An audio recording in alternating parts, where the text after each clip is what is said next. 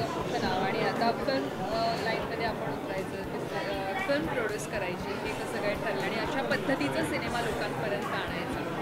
कसं आहे ट्रॅव्हलमध्ये असताना पण आम्ही लोकांना एंटरटेन करत होतो, परदेशात नेऊन म्हणा किंवा तिथल्या. आणि आजचं जग बघता की खूप स्ट्रेस वाढतो आहे, बातम्या आपण बघतो आहे.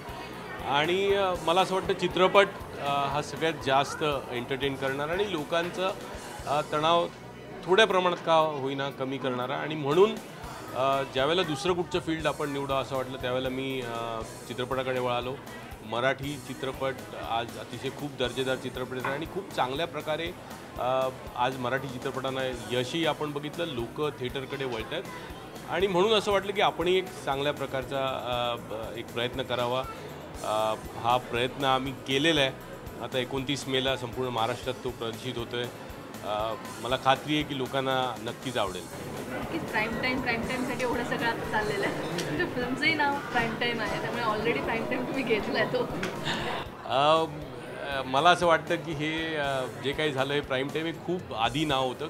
प्राईम टाईम असं वाटतं की प्रत्येकाचं एक टाईम असतं, स्वतःची जी स्पेस असते. आणि जर विचार केला तर भारतात इतक्या गृहिणी आहेत की त्यांना त्यांचे प्राईम टाईम कुठेतरी दुपारी असतं. आणि अशा वेळेला त्या आपल्याला स्वतःला हा टी व्ही हा जो एडिट बॉक्स आहे त्याचा एक मित्र मानत असतात. आणि म्हणून त्याच्यावरती एक फिल्म करावी, चांगलं स्क्रिप्ट आलं आणि ती आम्ही केली.